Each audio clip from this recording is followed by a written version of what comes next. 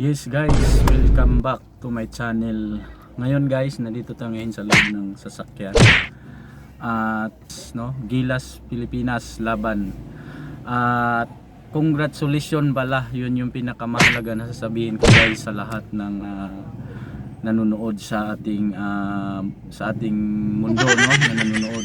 Gilas Pilipinas, first time na nanalo. Sana 61 years tayong nalubog, no, 61 years tayo nanatili, tapos ngayon guys nananalo na tayo dahil sa ating mga magigiting mga player guys. Una guys, bibigyan ko kayo ng tip kung bakit nananalo ang ating Gilas Pilipinas. Yan, bakit nananalo guys ang Gilas Pilipinas natin. Una guys, dahil sa ating import na si Justin Brownlee. Justin Brownlee guys, Justin Brownlee. Yun guys, no. Napakagaling, no, yung import natin, napakagaling. Unang tip ko guys, number 1, no, mapapayo ko lang, di man ako tagapayo pero based sa experience ko, nanonood ako. Magaling talaga silang lahat, no. Una sa lahat, first quarter pa lang, unang oras pa lang, nakita naman natin na nakapuntos agad si Justin Brownlee ng 3 trace sunod. Tapos nung pinanood na natin na hanggang matapos guys, nakikita na natin doon sa second quarter, medyo hindi na nakahawak ng bola si Justin Brownlee. Kasi alam mo kung bakit guys, yun yung technique ng coach ng Jordan, na alam nila na si Justin Brownlee lang ang pupuntos, no. Pero hindi nila alam guys. Doon ako bumilib sa Pilipino, no? Sa Pilipino kasi una, alam nila na di na makapuntos si Justin Brownlee dahil bantayado na siya.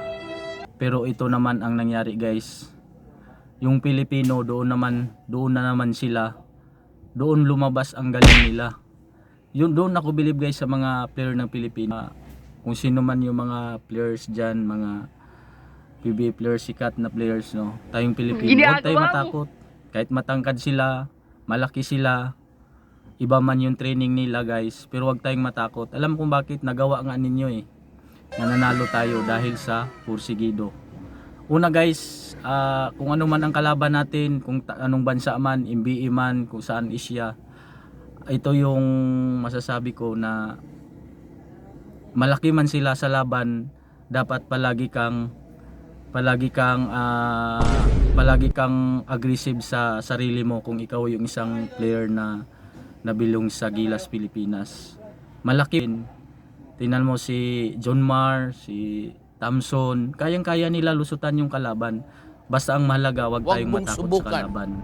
Gawin natin kung ano yung base natin. Yun yung guys, pangatlo, believe tayo din sa coach natin, Coach Tim Con, no.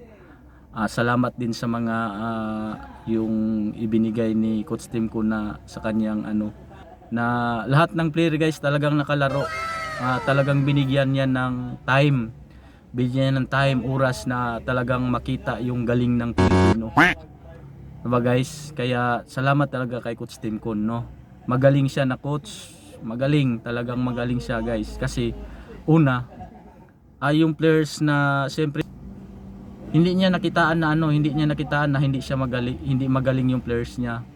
Kung sino man yung napupusuan niya, naisip niya na talagang pupuntos, makatulong sa score, pinapasok niya talaga yan, binibigyan niya. Minsan nagkakamali yung player, nag-turnover man, normal lang sa kanya yun.